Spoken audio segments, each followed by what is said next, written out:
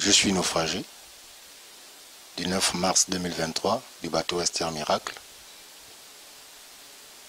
Je suis père de 5 enfants. Là, ils sont 3. Il y a 2 autres au niveau de Libreville. En ce moment, je suis entrepreneur de moi-même, au niveau professionnel, où j'essaye de me battre à trouver des marchés pour développer ma petite entreprise que j'ai créée avec ma défunte concubine, l'OMB Stéphane Romini. Alors, le 9 mars 2023 va être une date gravée en moi tout au long de ma vie et celle de mes enfants. Parce que le 9 mars 2023, ma concubine et moi, l'OMB Stéphane Romini, nous avons pris le bateau d'Esther Miracle au port de Libreville. Et aujourd'hui est resté gravé dans ma tête ce naufrage. Parce que ce naufrage, ma concubine et moi, je ne vais pas dire même ma concubine parce que c'était ma femme. Nous avons eu 20 ans de vie commune.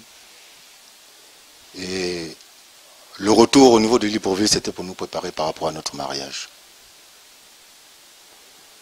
Alors, nous nous sommes séparés à l'intérieur de ce bateau. Je veux dire que c'est Dieu et nos ancêtres qui nous ont précédés, qui n'ont pas voulu que je parte.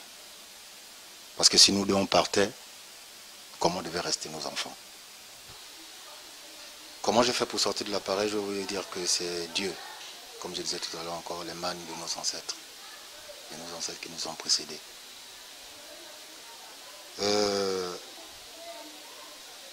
Lorsque le gendarme qui était à bord est venu nous dire que nous devions faire demi-tour, je crois qu'il était 2h30 du matin,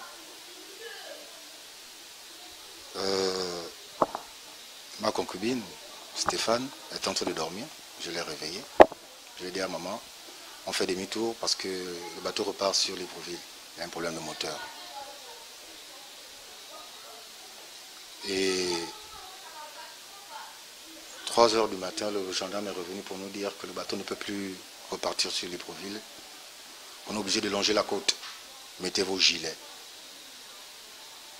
Et ça fut un peu la panique dans le bateau. Et comme je disais tout à l'heure, Stéphane et moi, nous n'avons pas pu sortir du bateau. Lorsqu'il y a eu le déséquilibre du bateau, sinon le deuxième ou le premier déséquilibre, je ne sais plus, nous sommes retrouvés de l'autre côté parce que nous étions du côté, on va dire, gauche pour se retrouver du côté droit. Lorsque nous sommes retrouvés là-bas, j'avais un sac avec moi. C'est elle qui me dit, il faut que tu enlèves le sac que tu as, ça va te retarder. Alors, pendant que je suis en train d'enlever le sac, je suis en train de regarder le couple, le vieux couple qui était, je crois que c'est le mari qui était aveugle, qui ne voyait pas bien, ou la femme, je ne sais plus, parce que la femme essayait d'attraper son mari. Et lorsque je me retourne du côté des vitres, je vois l'eau arriver. Et l'eau casse les vitres. Ça me frappe contre la poitrine. Lorsque nous sommes dans l'eau, c'est l'instinct de survie. Je coupais la respiration. Et en remontant mes mains, j'ai touché, je crois que c'est le plafond. C'est à ce moment vous dites, si j'avais paniqué, je veux dire, je serais peut-être resté. Mais vous avez une voix qui vous dit, ne paniquez pas hier, il faut chercher la sortie. Le cœur peut-être ne vont pas croire, mais c'est à cet instant que j'ai cherché la sortie. En trouvant la sortie, je me suis blessé au niveau des bras ici, parce que j'avais une blessure ici. Et j'ai pu sortir Il ne fallait plus que je boive de l'eau, parce que si je buvais encore de l'eau, parce que j'ai bu de l'eau, si je buvais encore de l'eau, je restais. Lorsque j'ai sorti la tête, j'ai vomi. Je crois que c'était du sang, parce qu'après, lorsque le bateau de pêche nous a récupérés, quand je crachais du sang. Et quand je regardais derrière, celle qui était avec moi n'était plus là. Et je savais qu'elle n'était pas sortie. Alors c'est ces séquences qui hantent un peu mes nuits,